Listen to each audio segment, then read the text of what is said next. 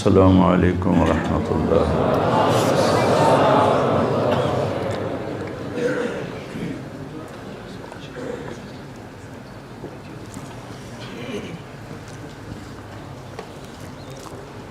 بسم اللہ الرحمن الرحیم، والصلاة والسلام علی رسولہ الکریم وعلی آلہ واصحابہ اجمعین، اما بعد۔ اللہ نے جتنی مخلوقات کو پیدا کیا ہے وہ تعلیم یافتہ ہیں۔ ربنا الذی اعطی کل شیء خلقہ ثم ہدی، انہیں پیدائشی طور پہ پتہ ہوتا ہے کہ مجھے کیا کرنا ہے، مجھے کیا کھانا ہے، میرا دشمن کون ہے، میرا دوست کون ہے، میری غذا کیا ہے، میرا طرز زندگی کیا ہے، یہ اندر فیڈ ہوتا ہے۔ انسان واللہ اخرجکم من بطون امہاتکم لا تعلمون شیئا، ہمارے بارے میں کہا تمہیں ماں کے پیٹ سے نکالا تو تم کچھ بھی نہیں جانتے تھے، اور دوسروں کے بارے میں اللہ کہہ رہا ہے اعطیٰ کل شیء خلقہ ثم ہدی۔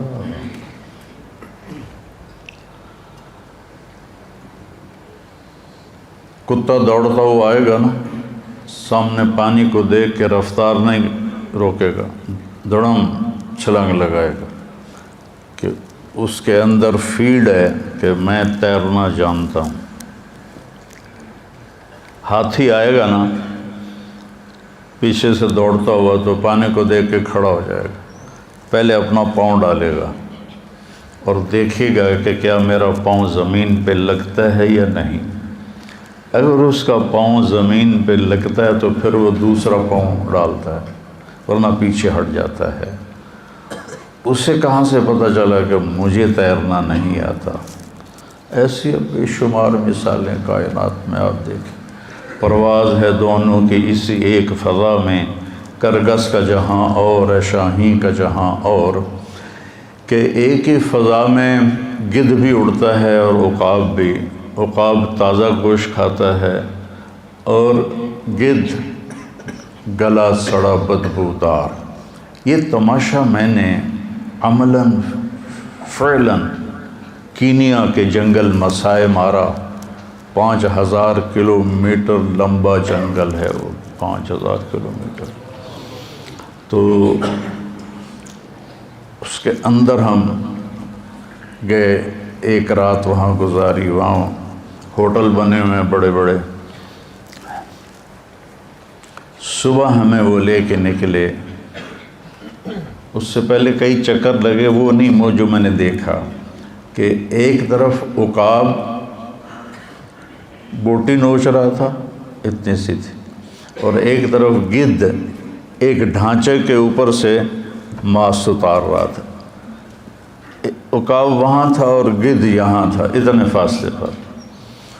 تو اس وقت مجھے اقبال یاد آئے، کرگس کا جہاں اور ہے شاہین کا جہاں اور، تو عقاب کیوں نہیں سڑا ہوا گوشت کھاتا اور گدھ کیوں نہیں تازہ گوشت کھاتا؟ یہ میں آپ کو مثالیں دی ہیں۔ انسان جاہل ہے، اس سے کچھ نہیں پتا۔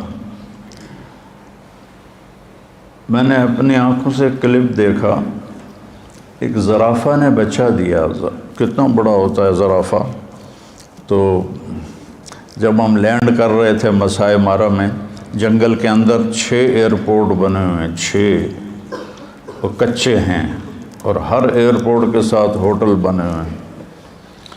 تو ایک زرافہ سیدھا ہمارے جہاز کے سامنے کھڑا تھا، اڈی اچھی گردن ہوتی، میں کہ ویچنا ٹھوک جاوے۔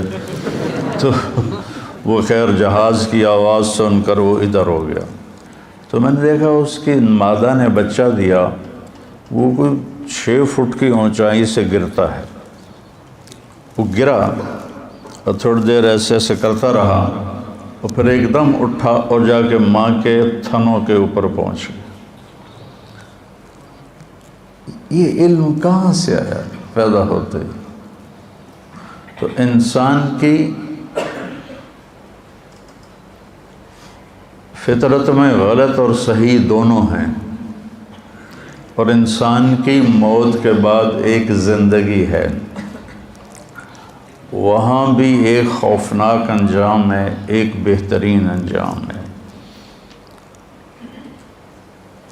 یہ انسان اپنی طاقت سے نہیں سمجھ سکتا، تو اللہ نے 1,24,000 انبیاء کو بھیجا، اور سب سے آخر میں اللہ نے ہمارے نبی پاک صلی اللہ تعالی علیہ وسلم کو بھیجا۔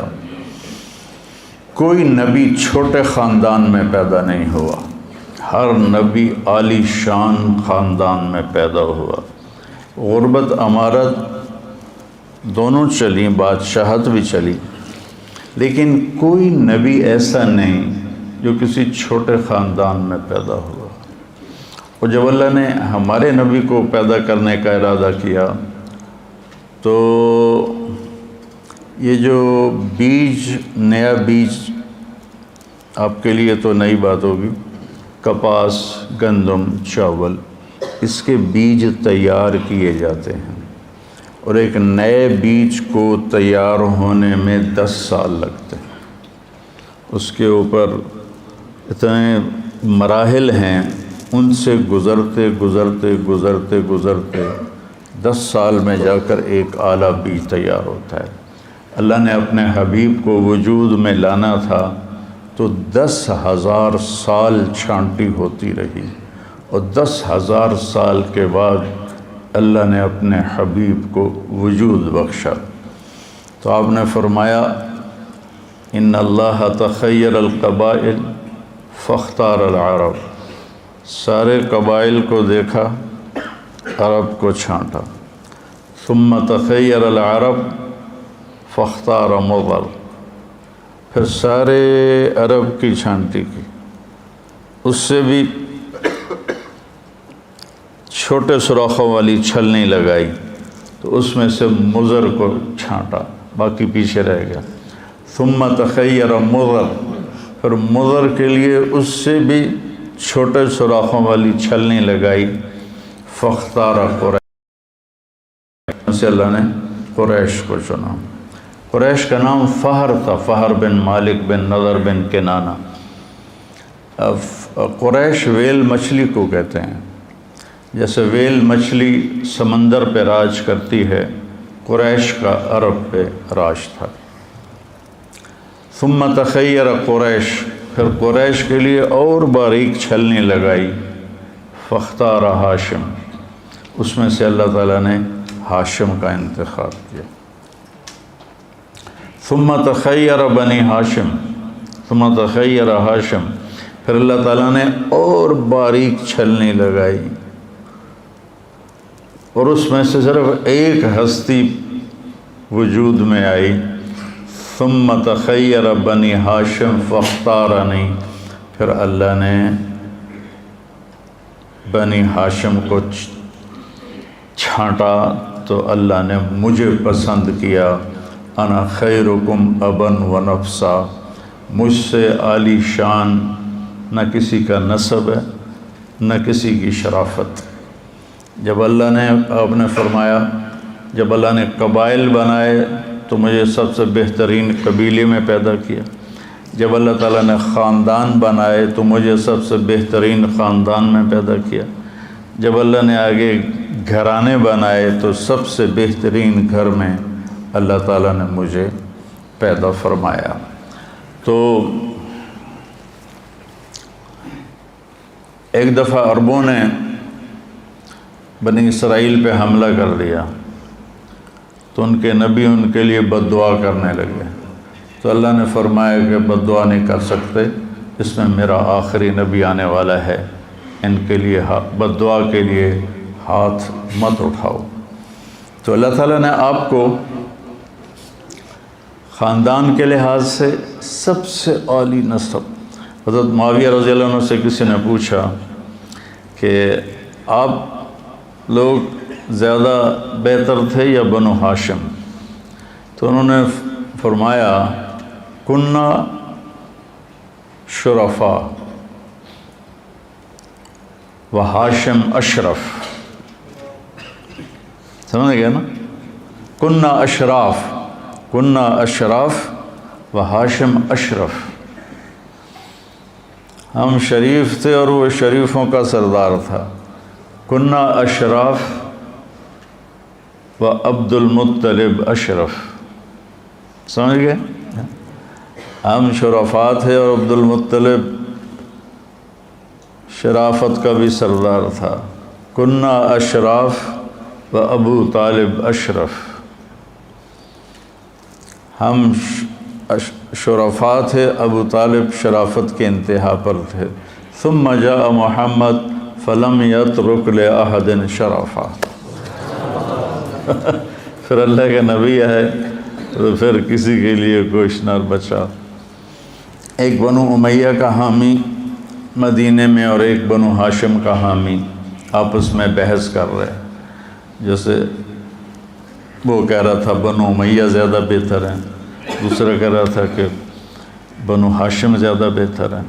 کہ چلو ٹیسٹ کرتے ہیں، تم جاؤ بنو امیہ کے پاس پیسے مانگو، میں جاتا ہوں بنو ہاشم کے پاس، میں بھی پیسے مانگتا ہوں، پتہ چل جائے گا کون بڑا ہاں.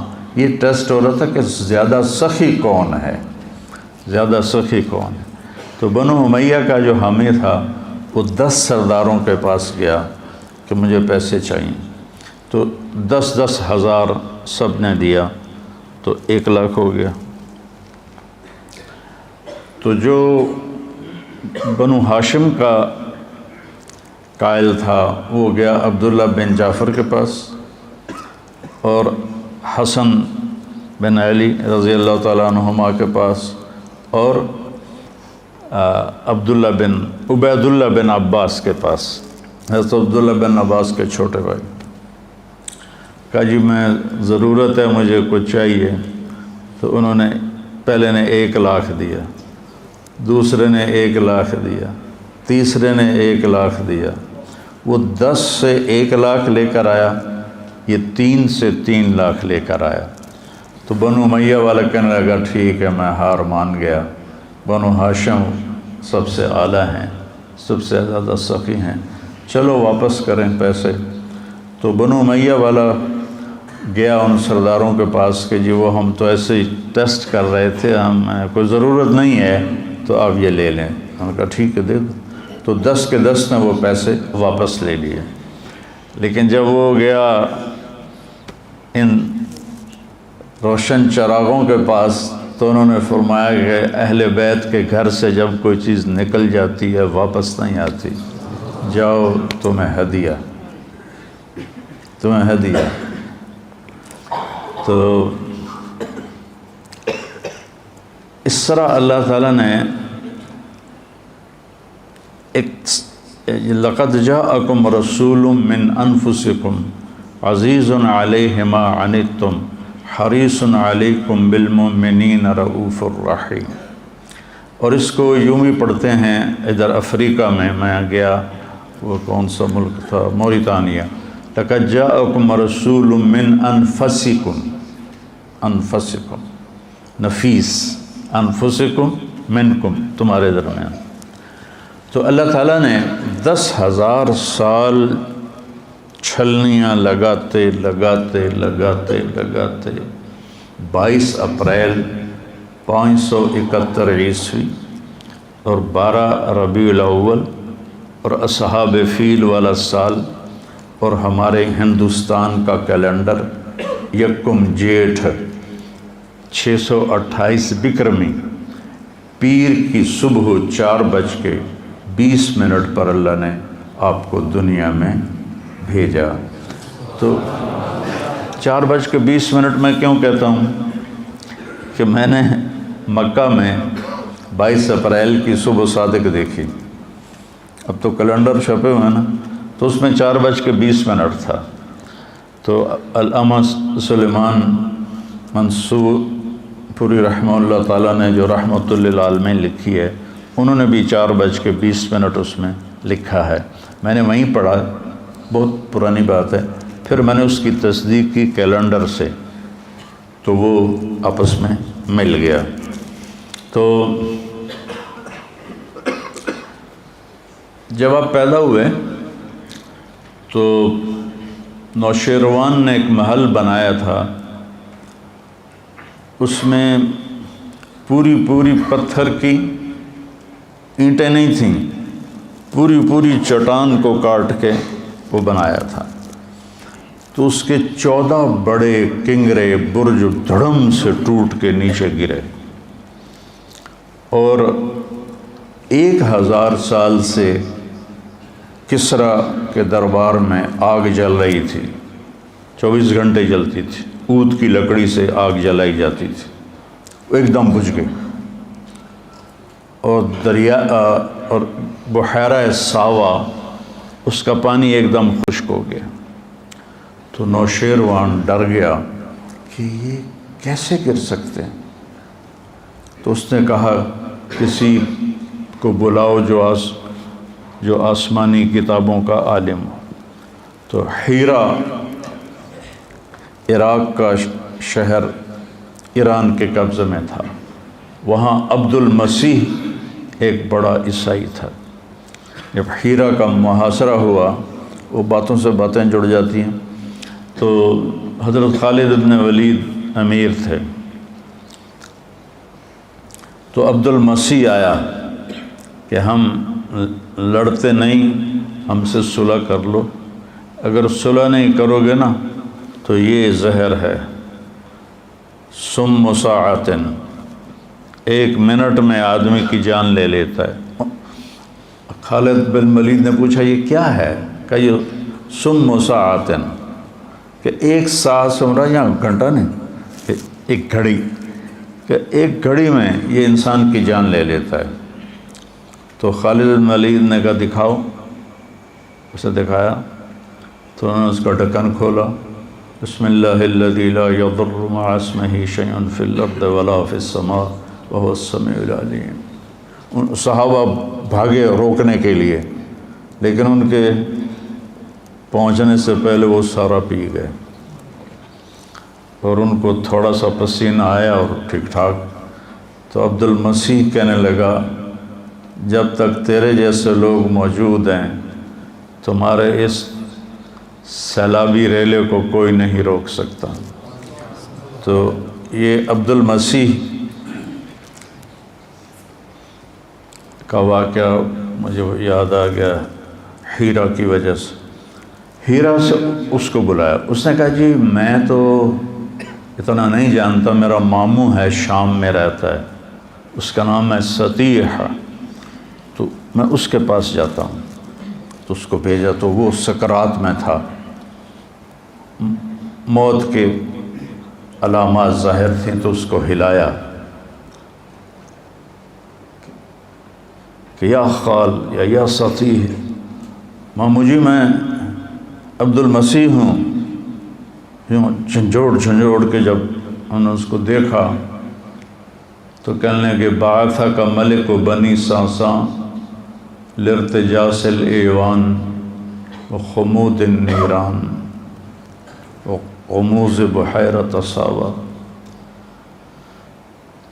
مجھے پتہ ہے تمہیں ایران کے بادشاہ نے بھیجا ہے کہ 14 برج گر گئے، جلتی آگ بجھ گئی، بحیرہ ساوا خشک ہو گیا۔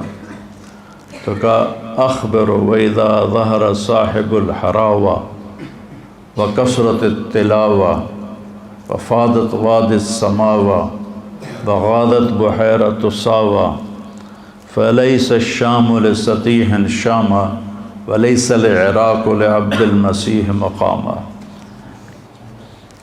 کہا دیکھو جب عصا والا شخص ظاہر ہوگا اور اس کی کتاب کی تلاوت کثرت سے ہوگی اور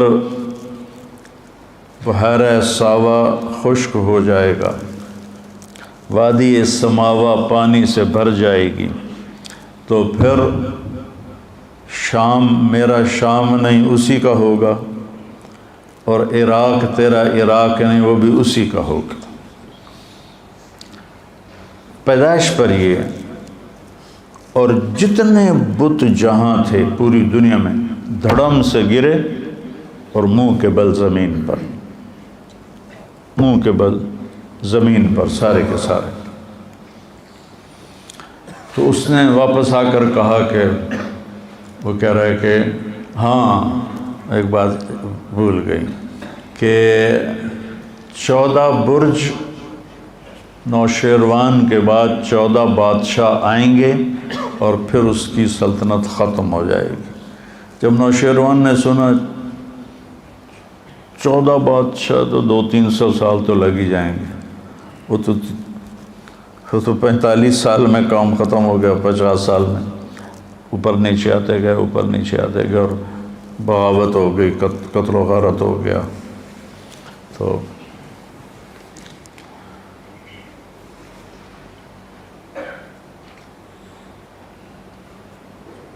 جب آپ پیدا ہوئے تو بچے کے ساتھ گندگی ماں کے پیٹ سے نکلتی ہے، تو ایک قطرہ گندگی کا باہر نہیں نکلا۔ بچے کے جسم پر گندگی ہوتی ہے، یہ ایک ذرہ گندگی کا نہیں تھا، جیسے کسی نے غسل دیا ہو اور غسل کر کے باہر بھیجا ہو۔ ہم ختنہ باہر بچے کا جب پیدا ہوتا ہے کرواتے ہیں، آپ ختنے سمیت ماں کے پیٹ سے باہر آئے، پھر آپ کی بچے کی یہ ناف ماں کی آنت سے جڑی ہوتی، اس کو باہر آ کر کاٹتے ہیں۔ ولدہ مختوناً مقطوع السرہ، آپ کی ناف ماں کی آنت سے پیٹ سے ہی جدا تھی، اور آپ کا ختنہ ماں کے پیٹ سے ہوا تھا، اور پورے کمرے میں خوشبو پھیل گئی۔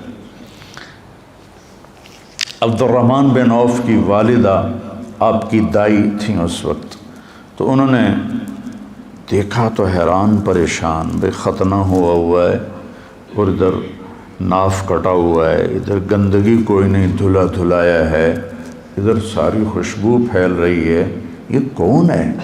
کہا آمنہ تیرے بچے کا کوئی عجب ہی حال ہے، اور ایسے پہلو میں لٹایا۔ تو جو ہی آپ کو پہلو میں لٹایا تو آپ نے کروٹ بدلی اور سجدے میں سر رکھ دیا اور ایک لمبا سجدہ کیا۔ اتنی عمر کا بچہ تو ہل نہیں سکتا، تو آپ نے پوری کروٹ بدلی اور سجدے میں سر رکھا۔ لمبے سجدے کے بعد یہ ہاتھ کا سہارا لیا اور اپنے سینے کو یوں اٹھا لیا جیسے کوئی مضبوط بچہ اٹھاتا ہے، ایسے اٹھایا، اور پھر اس انگلی کو، اس ہاتھ کو اوپر کیا، اس انگلی کو سیدھا کیا۔ جب یوں کیا تو پوری کائنات میں حضرت آمنہ کہتی مجھے روشنی نظر آئی، ہر طرف نور ہی نور پھیل گیا، اور انہوں نے گھبرا کے بچے کو گود میں لیا تو ایک دم انفرجت فرجتن، چھت میں ایک شگاف پیدا ہوا، اور اس میں ایک دھند غیم ہوتا ہے، یہ جو سردیوں میں دھند ہوتی ہے اس کو غیم کہتے ہیں، ایک دھند داخل ہوئی اور پورے کمرے میں پھیل گئی، اور گود کا بچہ گود میں نظر نہیں آ رہا، اتنی گہری دبیز، اور اس میں سے آواز آئی طوفوا بہ مشارق الارض و مغاربہا،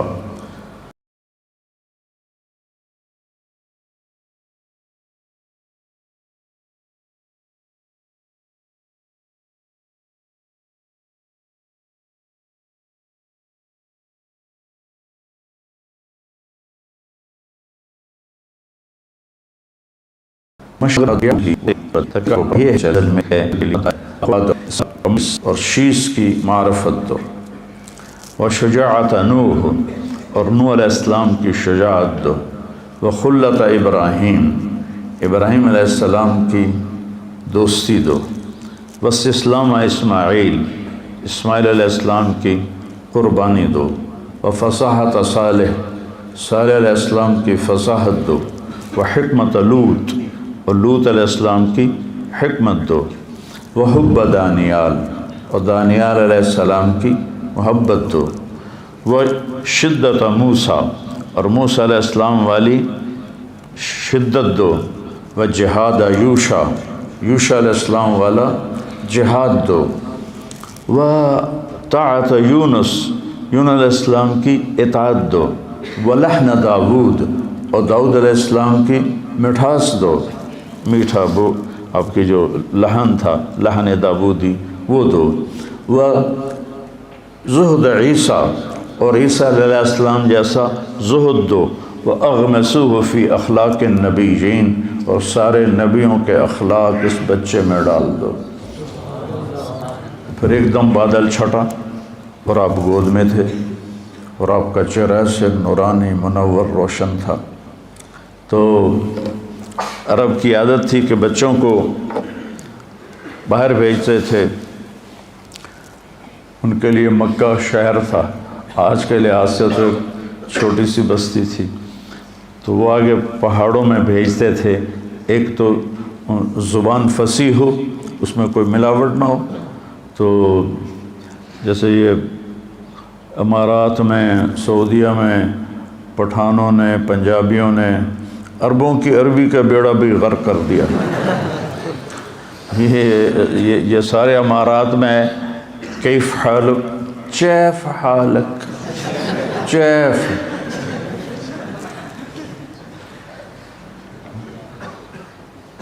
تو وہ کتنے سال مسلسل جاتا رہا، امشی سیدھا، عرب کہتے ہیں، عرب امشی سیدھا۔ شکر ہے نسوار کی عادت نہیں پڑی ان کو۔ اور جو مصری ہیں یہ کاف کو حمزے میں تبدیل کر دیتے ہیں اور جیم کو گاف میں تبدیل کر دیتے ہیں۔ مصریوں کی جماعت تھی، وہ قریب میوات کے گاؤں میں گئی، اس وقت میوات تھا، اب تو سب شہر بن گئے۔ تو وہ بیان میں مصر کا بیان تھا، وہ جنت کو بولے تو کہے الگنہ، الگنہ یرزقنا الگنہ، جو بھی اس کا مضمون تھا جنت کو کئی دفعہ دہرایا۔ تو سامنے دیہاتی بیٹھے تھے، اگلے دن صبح ایک میواتی گنے کی پنڈ اٹھا کے لایا اور کہنے لگا جی یہ رات کو شیخ کہہ رہے تھے گنا چاہیے، گنا چاہیے، تو میں یہ لے کر آیا ہوں۔ تو یہ تمہارے شیخ کے ملک والے نمشو کو کہتے ہیں، نمشو، دیالو، دیالو، پتہ نہیں دیالو کا کیا مطلب ہے۔ تو اس لیے ایک تو اللہ نے یہ واحد ملک ہے جس میں دریا کوئی نہیں، اتنا بڑا ملک دنیا میں واحد ارض الحجاز ہے، 3 طرف سمندر ہونے کے باوجود دریا کوئی نہیں، اور پہاڑوں کی بناوٹ ایسی ہے کہ مونسون ہوائیں ٹکرا کے واپس لوٹ جاتی ہیں، بارش نہیں ہوتی۔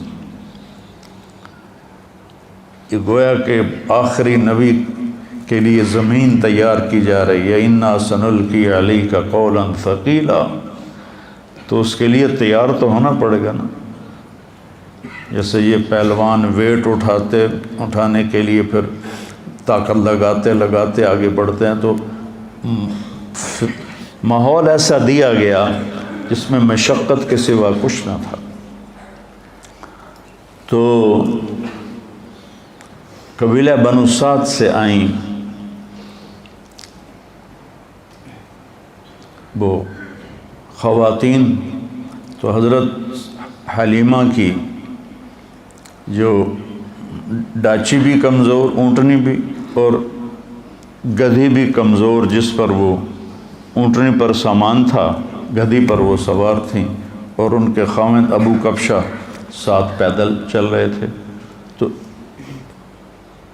اس دن 10 بچے پیدا ہوئے مکے میں۔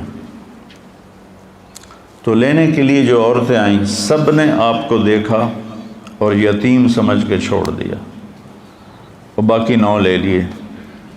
جب حضرت حلیمہ پہنچیں تو دیکھا یتیم ہے، انہوں نے بھی چھوڑ دیا۔ سارا مکہ ڈھونڈ لیا، کوئی بچہ نہیں ملا، تو اللہ تعالیٰ نے انہیں کے نصیب میں لکھا تھا۔ تو ابو کبشہ کہنے لگے کہ حلیمہ خالی گو جانے سے بہتر ہے یتیم کو لے لو، چلو کوئی برکت ہی ہو جائے گی اس کی، کوئی خدمت ہو جائے گی اس کی۔ ایک تو جس سال آپ پیدا ہوئے پوری دنیا میں جہاں انسانیت آباد تھی، اللہ نے ہر ماں کو بیٹا دیا، بیٹی نہیں، ساری دنیا سب کے بیٹے ہوئے، سب کو اللہ نے بیٹے دیے۔ اور دادا نے آپ کا نام رکھا محمد، جس کی تعریف کی جائے۔ ماں نے نام رکھا احمد، جو تعریف کرنے والا ہو۔ ماں کا نام آمنہ، جو امن کی علامت۔ والد کا نام عبداللہ، جو عبدیت کی علامت۔ خاندان کا نام ہاشم، ہاشم کا نام عامر تھا۔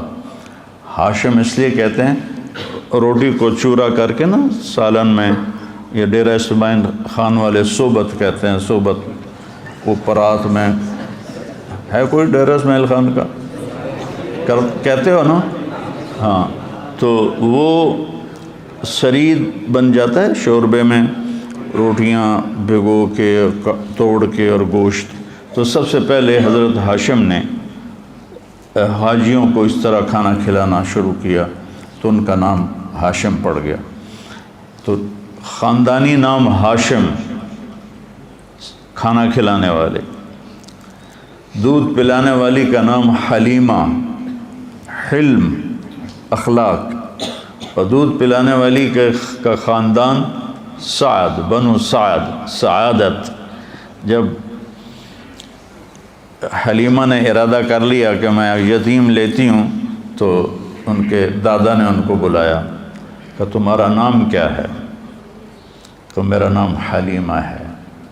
کہا جاء الحلم، فال لی، حلم آ گیا۔ تمہارا قبیلہ کون سا ہے؟ تو انہوں نے کہا جی بنو سعد۔ تو انہوں نے کہا سعید عمرنا، انہوں نے اس سے فال لی۔ تو ایک بیٹا اور تھا، حضرت آمنہ کی چھاتیاں خشک تھیں، جو ہی آپ کو گود میں لیا چھاتیاں دودھ سے بھر گئیں، دودھ رسنے لگا۔ تو انہوں نے آپ کو ایک طرف سے دودھ پلایا، جب دوسری طرف سے پلانے لگے تو آپ نے منہ بند کر لیا کہ ایک بیٹا دودھ پیتا، ان کا اپنا بھی تھا، تو آپ نے اس کا حصہ چھوڑ دیا۔ اور ہمارے یہاں قبضہ مافیا بنے ہوئے، جو لوگوں کی زمینیں ہڑپ کر رہے ہیں، گھر ہڑپ کر رہے ہیں، یہ کیا جواب دیں گے اللہ تعالیٰ کو؟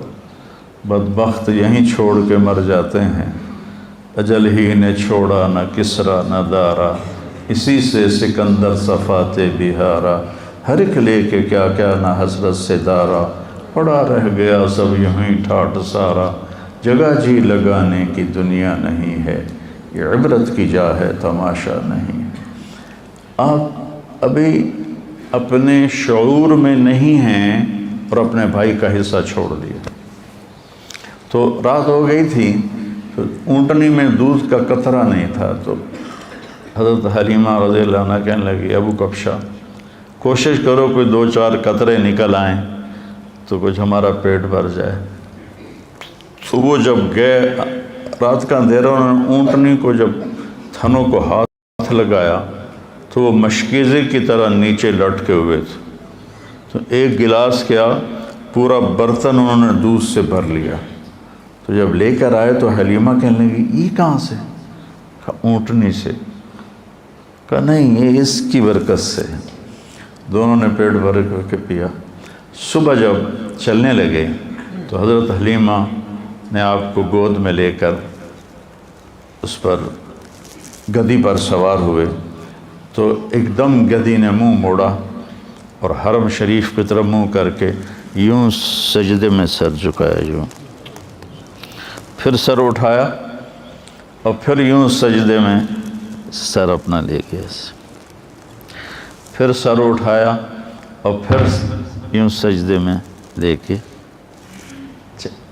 اللہ کا شکر ادا کرتے ہوئے 24 گھنٹے پہلے ان کے قافلے کی عورتیں روانہ ہو چکی تھیں۔ واپسی پر ان کی گدھی کی رفتار ایسی تیز ہوئی اور اونٹنی کی کہ 24 گھنٹے کا فاصلہ بھی مکمل کیا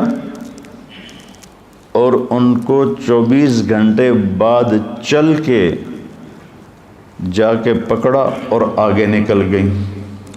تو عورتیں کہنے لگیں کہ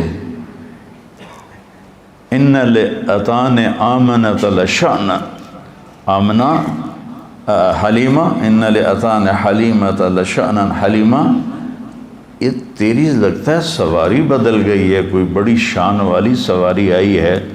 تو حضرت حلیمہ نے کہا سواری نہیں بدلی، سوار بدل گیا ہے۔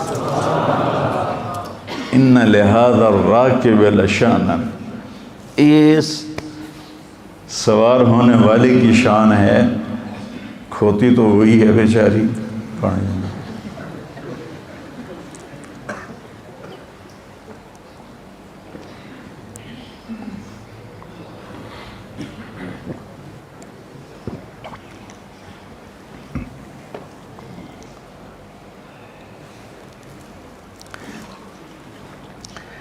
لقد جاءکم رسول من انفسکم،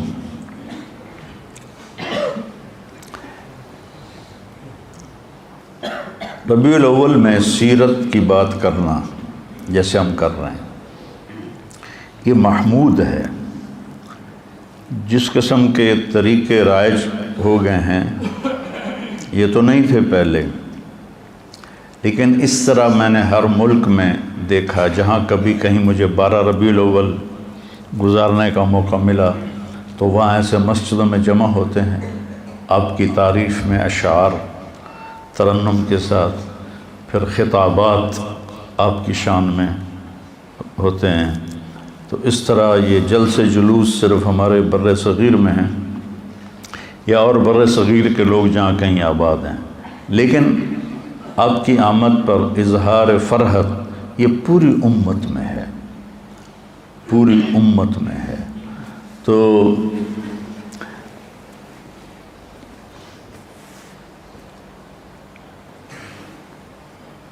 12 بجے تک مجھے بات کرنی ہے، میں کیا کر چونکہ میرا سر ساتھ پھر دینا چھوڑ دے گا، تو میں یہ ان صرف 2 لفظوں کا آپ کو بتانا چاہتا ہوں۔ من انفسکم، تمہارے اندر ہی ہے، تمہارے خاندانوں میں سے ایک خاندان سے ہے، اس جیسا کوئی خاندان دکھاؤ جس کا نسب آدم علیہ السلام تک جاتا ہو، عدنان تک متفق علیہ ہے، ابراہیم علیہ السلام تک ابن اسحاق اور حضرت امام بخاری نے اس کی تصدیق کی ہے، ابراہیم سے آدم تک مختلف فی ہے، لیکن قاضی سلیمان منصور پوری رحمہ اللہ تعالیٰ نے آپ کا پورا سلسلہ نسب لکھا ہے۔ اور الرحیق المختوم 1975 میں جس نے اول درجہ حاصل کیا تھا اس میں بھی آپ کا نسب نامہ لکھا ہوا ہے، اور جس نیت سے میں نے یاد کیا وہ میں آپ کو سناتا رہتا ہوں۔ تو من انفسکم آپ کے نسب کی شان بیان ہے، محمد بن عبداللہ بن عبد المطلب بن ہاشم بن عبد مناف بن قصی بن کلاب بن مرہ بن کعب بن لبی بن غالب بن فہر بن مالک بن نضر بن کنانہ بن خزیمہ بن مدرکہ بن الیاس بن مضر بن نزار بن معد بن عدنان بن اود بن حمیسہ بن سلامان بن عوس بن بوز بن قموال بن ابی بن عوام بن ناشد بن حزا بن بلداس بن یدلاف بن طابق بن جاحم بن ناحش بن ماخی بن عیفی بن عبقر بن عبید بن الدعاء۔ الدعاء وہ شخص ہے جس نے نیزہ ایجاد کیا، اس سے پہلے نیزے نہیں تھے۔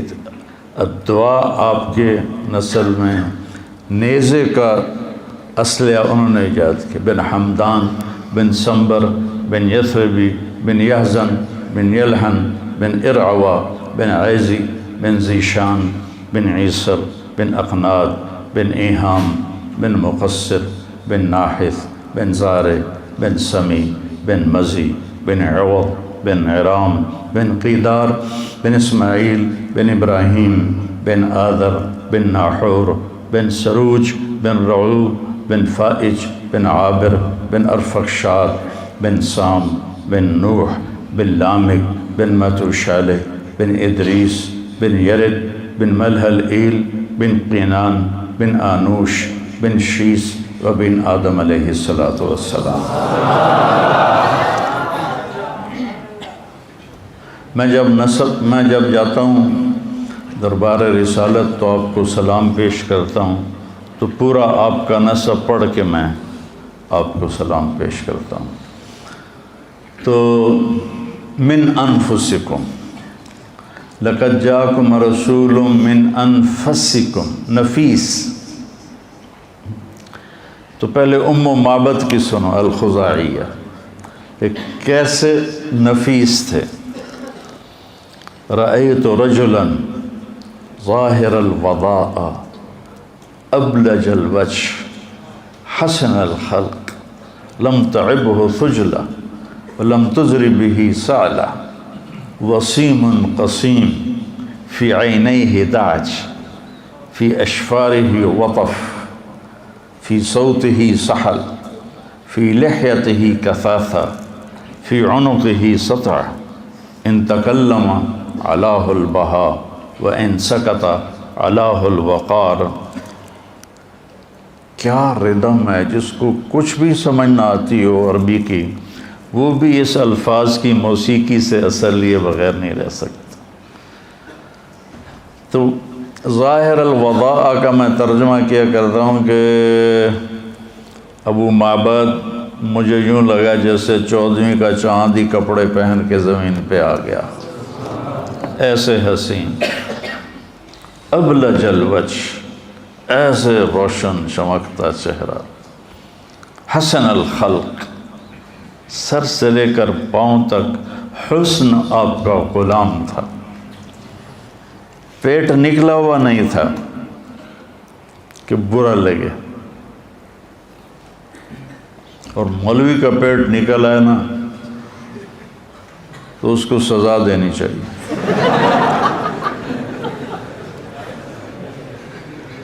یہ دین مجاہدے والا دین ہے، پیٹ نکل آئے گا تو کتنے کام ہیں جو تم کر ہی نہیں سکو گے۔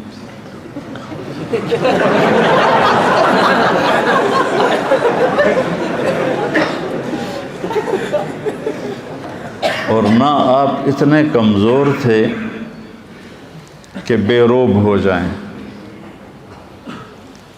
وسیم قسیم، وسیم اسے کہتے ہیں جس کو دیکھنے سے آنکھ نہ بھرے، جتنی دفعہ دیکھو اتنی دفعہ دیکھنے کا شوق بڑھے۔ یہ چیز دنیا کے کسی حسن میں نہیں ہے۔ ایک دفعہ، 2 دفعہ، 3 دفعہ، 10 دفعہ، پھر دلچسپی ماند پڑ جاتی ہے، پھر ختم ہو جاتی ہے۔ کائنات میں ایک ہستی ایسی آئے، وسیم، کہ جن کو دیکھنے سے جی نہیں بھرتا تھا، جی چاہتا تھا اور دیکھوں اور دیکھوں اور دیکھوں۔ قسیم، سر سے لے کر پاؤں تک ہر جسم کا عضو جب حسین ہو تو اس کو قسیم کہتے ہیں۔ کسی کی آنکھیں موٹی ہوتی ہیں لیکن چہرہ پتلا ہوتا ہے تو ہم کہتے ہیں یار اس کی آنکھیں بڑی خوبصورت ہیں، تو لفظ بتاتا ہے کہ باقی وہ حسن نہیں جو آنکھوں میں ہے۔ فلاں کے بال بڑے خوبصورت ہیں، لیکن میرے نبی کے سر کے بال سے لے کر پاؤں کے ناخن تک، ادھر سے ادھر، یہاں سے یہاں، یہاں سے یہاں، آگے سے یہاں تک، پیچھے سے یہاں تک پورا وجود حسن میں پرویا ہوا تھا. کسیم فی عینیہ تاج. اور ہند بن ابی حالہ کہتے ہیں ادعج، آنکھیں سیاہ، پتلی سفید، پتلی سیاہ اور آنکھوں کی سفیدی. ادعج اکحل، سرما لگا ہوا بغیر سرما لگائے ہوئے.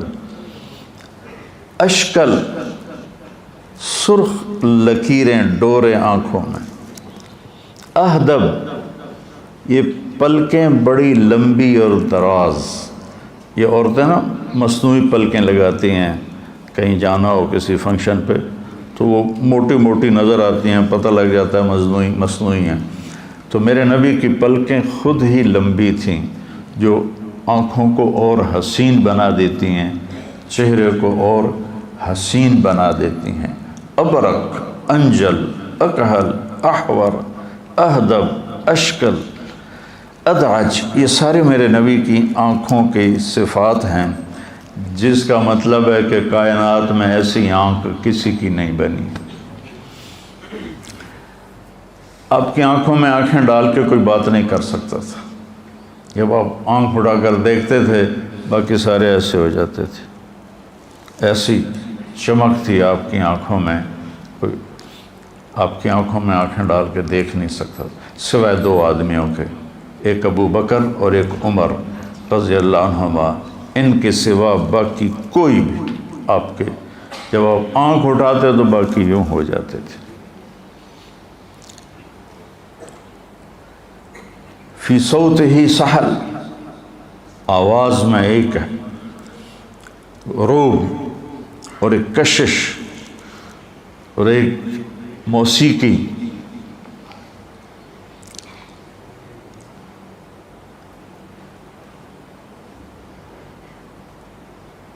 طفیل دوسی جب مکے میں آئے تو ان سے کہا گیا ایک جادوگر ہے، اس کی سننا نہیں ورنہ اثر ہو جاتا ہے.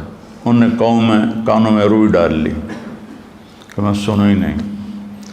تو وہ طواف کر رہے تھے تو آپ نماز پڑھ رہے تھے تو نظر پڑی چہرے پر، تو کہنے لگے یہ کون ہے؟ وسیم، آنکھ کھنچتی کہ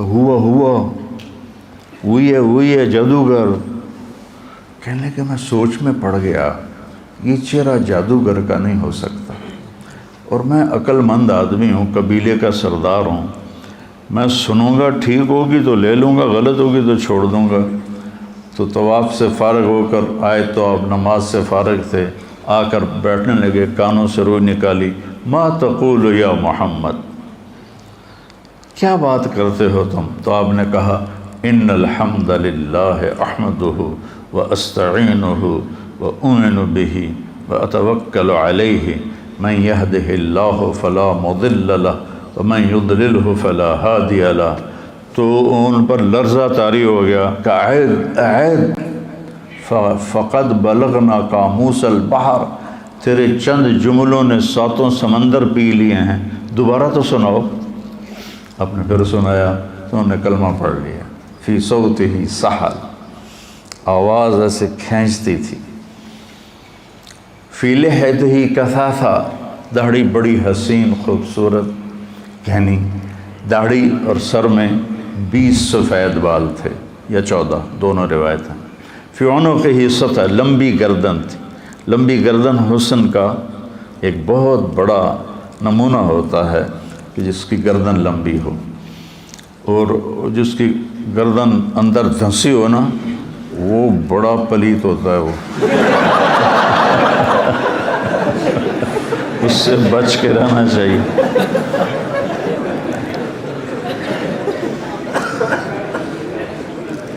تو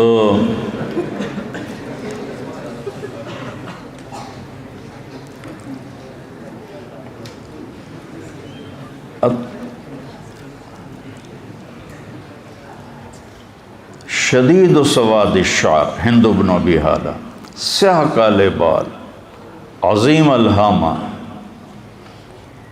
خوبصورت سر بڑا، واسع الجبین، پیشانی کھلی کشادہ، ازج الحواجب، پلکیں کمان کی طرح ایسے گول، اقن العرنین، ناک بڑا خوبصورت، تھوڑا سا یہاں سے اٹھا ہوا، سہل الخدین، گال بڑے پیارے، نہ پچکے ہوئے نہ ابھرے ہوئے، یوں ہوں تو وہ خوبصورتی ہوتی ہے، ضلیع الفم،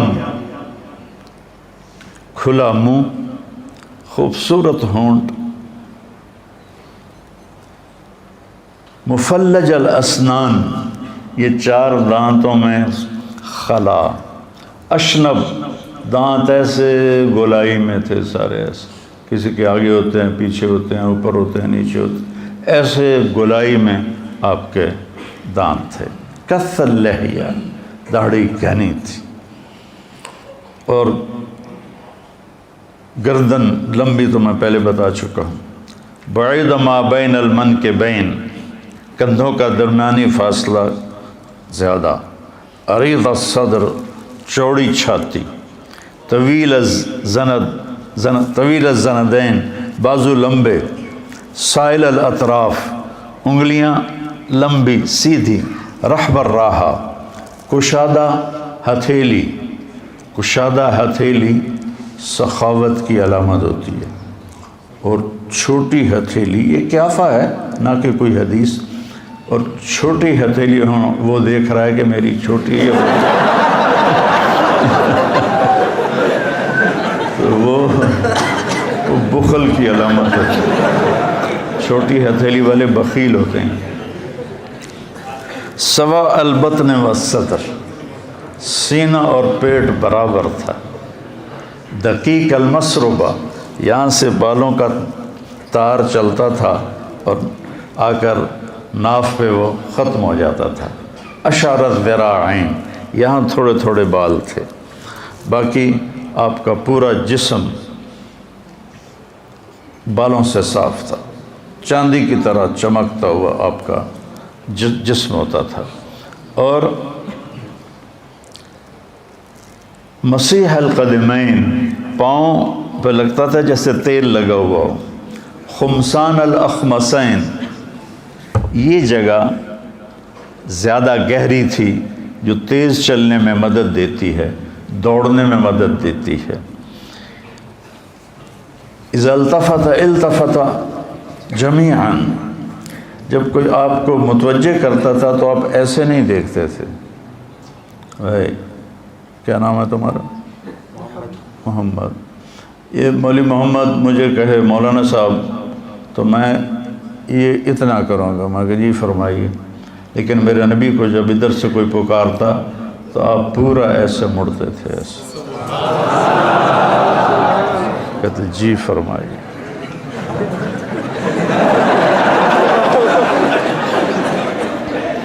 ادھر سے کوئی پکارتا تھا تو آپ دیکھو اپنے نبی کی مشقت، آپ پورا اس کی طرف ایسے مڑتے تھے اور پھر کہتے تھے جی فرمائیے، اور آپ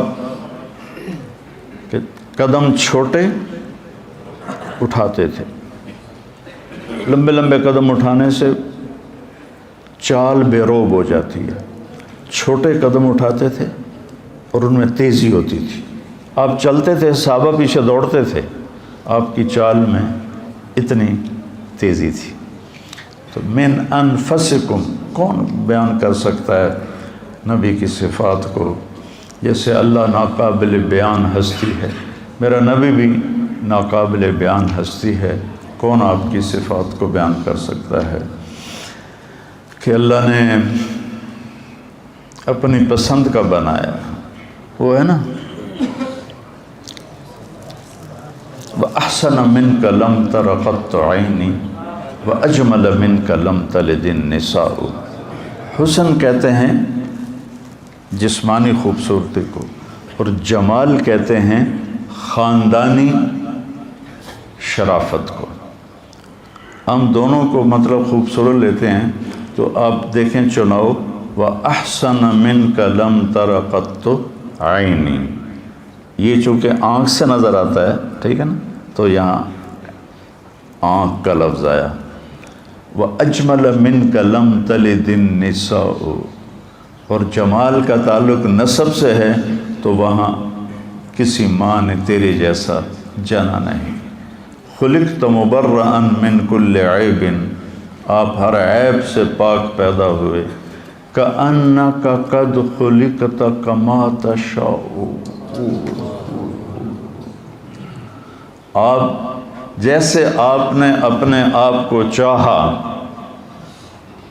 ویسے اللہ نے آپ کو بنا لیا۔ سبحان اللہ۔ تو اپنے نبی کی سیرت پڑھو۔ ہاں، آپ کی دنیا سے جاتے ہوئے 2 الفاظ تھے، اور پیغام بھی جو آ جائے، یہ تو تھوڑی سی آپ کی جھلک تھی جو میں آپ کے سامنے میں نے پیش کر دی۔ آپ نے دنیا سے جاتے ہوئے 2 لفظ بولے تھے، الصلاۃ وما ملکت ایمانکم، میری امت ایک نماز نہ چھوڑنا، اور ایک غریبوں پہ ظلم نہ کرنا، اپنے نوکروں پہ۔ حقوق اللہ، حقوق العباد، پورا دین 2 لفظوں میں بیان کر دیا۔ حقوق اللہ نماز، حقوق العباد کسی پہ ظلم نہ کرنا، تو پورے دین کو 2 جملوں میں بیان کر دیا۔ تو ایک نماز اپنے خوبصورت بناؤ، نماز کو نا بنا سنوار کے پڑھو، تو آہستہ آہستہ آہستہ آہستہ آہستہ اللہ تعالیٰ آپ کو نماز کی مٹھاس نصیب فرما دے گا۔ اس میں اللہ نے مٹھاس رکھی ہے، لذت رکھی ہے، حوائج ضروریات کا پورا ہونا اس میں اللہ تعالیٰ نے رکھا ہے۔ قم فصل فإن فی الصلاۃ شفاء۔ ابو ہریرہ، آپ نے فارسی کا ایک جملہ بولا ہوا ہے، ابو ہریرہ درد در شکم، پیٹ میں درد ہے؟ ان کا جی ہاں، کا قم فصل فإن فی الصلاۃ شفاء۔ ہمارے بہت سے زیادہ جن کو بخار چڑھ جاتا ہے تو وہ انگریزی کا لفظ بھی نہیں بولتے، یہ کافروں کی زبان ہے، ہم نے نہیں بولنی۔ موبائل انہی کا ہاتھ میں ہوتا ہے لیکن زبان ان کی نہیں بولنی۔ ایسی احمقانہ حرکتیں ہیں۔ میرے نبی اس وقت فارسی سب سے بڑے طاقتور تھے، تو آپ ان کی زبان ہے، درد در شکم، قم فصل فإن فی الصلاۃ شفاء۔ تو بیٹا ایک ایک آپ نماز پڑھتے ہو، آپ نماز کو بنا کے پڑھو تو آپ کو اللہ اس کی حلاوت نصیب فرمائے۔ اور دوسرا میرے نبی نے فرمایا، کسی پہ ظلم نہ کرو، کسی پہ زیادتی نہ کرو۔ 2 گناہ ایسے ہیں جن کی سزا دنیا میں شروع ہو جاتی ہے، ایک ظلم اور ایک ماں باپ کی نافرمانی۔ اس پر دنیا میں ہی پکڑ شروع ہو جاتی، آخرت کی آگے پکڑ ہے۔ دوسرا، سیرت کو پڑھو، سیرت سے جی لگاؤ۔ میں نے جتنا آپ کو بیان کیا ہے، میں کوئی پڑھ کے نہیں ہوں، جو پڑھا تو جاتا نہیں، لیکن جب میں نے پڑھا تھا تو دل دے کے پڑھا تھا، تو مجھے پتہ بھی نہیں ہوتا اور کہاں کہاں سے چیزیں جڑ کے سامنے آ جاتی ہیں۔ سیرت کو پڑھو، آپ کو زندگی گزارنے کا پتہ چلے کہ زندگی گزارنی کیسے ہے۔ اور عبادات میں نماز پر کوشش کیا کرو کہ نماز خوبصورت بناؤ، نماز اچھی بناؤ۔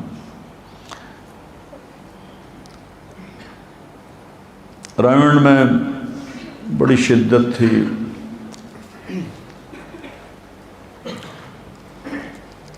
کسی کی 1 رکعت نکل جاتی تو 5 منٹ کان پکڑنے پڑتے تھے، اور 2 رکعت نکل جاتی تو 10 منٹ، 3 رکعتیں نکل جاتی تو 15 منٹ، اور عطیات میں شامل ہوتے تو 20 منٹ کان پکڑنے پڑتے تھے۔ تو ایک لڑکا مقرر ہوتا تھا، وہ سلام پھیرتے ہی دیکھتا تھا میری جماعت میں سے کون کون مسبوق ہیں۔ تھوڑے سے لوگ ہوتے تھے، جتنے آپ ہیں بس اتنا مجمع ہوتا تھا۔ فجر کی نماز بہت لمبی پڑھی جاتی تھی، سورۃ نون 1 رکعت میں، سورۃ ملک 1 رکعت میں، اور جمعہ کی صبح الف لام میم سجدہ اور دہر۔ اور وہ جو حافظ صاحب سلیمان صاحب تھے، ایک تو ان کی آواز اتنی کوڑی تھی کہ اوپر سے تلاوت لمبی، تو وہ ہم گرمیوں میں باہر سوئے ہوتے تھے۔ مثلاً یہ مسجد کی حدود باہر نا، تو یہاں سے ہمارے بستروں کی لائنیں ہوتی تھیں طالب علموں کی، تو میرا بستر جو تھا وہ 3ری لائن میں تھا، 1 2 3 40 لڑکے تھے ہم ٹوٹل۔ تو لوگ ہمیں اٹھاتے تھے، بھائی نماز، بھائی نماز، ہم سوئے رہتے تھے، چونکہ ہمیں پتہ ہوتا تھا اب سورۃ نون پڑھنی ہے، جب آدھی گزر جائے گی پھر اٹھ کے وضو کریں گے اور سنتیں پڑھیں گے اور شریک ہو جائیں گے۔ تو لہٰذا کوئی بھی نہیں اٹھتا تھا، سارے اطمینان سے اٹھتے تھے۔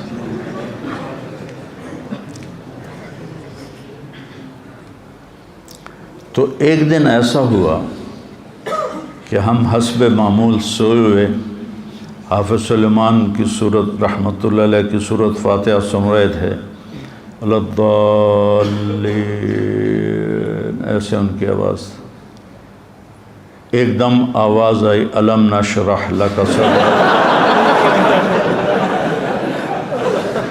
اب جو لگے کرنٹ، اور سارے اٹھ کے بھاگے، اور اس دن پتہ چلا ترتیب واجب نہیں ہے، جو شے پہلے کرنی کر لو۔ تو جلدی میں نے پورے بازو ایسے اندر حوض میں ڈالے، منہ پہ چھٹا مارا، پھر دونوں پاؤں ڈالے، اور میں رکوع میں شریک ہو گیا۔ تو کوئی 8-10 لڑکے جو پھرتیلے تھے وہ کامیاب ہوئے، باقی سارے مسبوق ہو گئے۔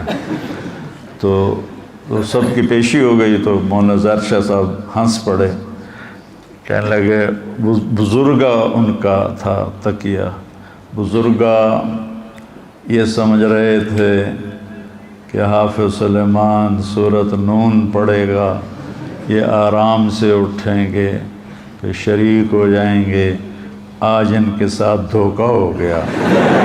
اس نے الم نشرح پڑھ دی، چلو آج سب کو معاف کر دو، تو اس دن سب کی معافی ہو گئی۔ تو ایسے زبردستی سے نماز نہیں بنتی، اپنے ذوق سے نماز بناؤ، اور سیرت کو پڑھو اور قرآن کو پڑھو، تو انشاءاللہ آپ کی زندگی میں ایک بہار آئے گی۔ ٹھیک ہے، السلام علیکم۔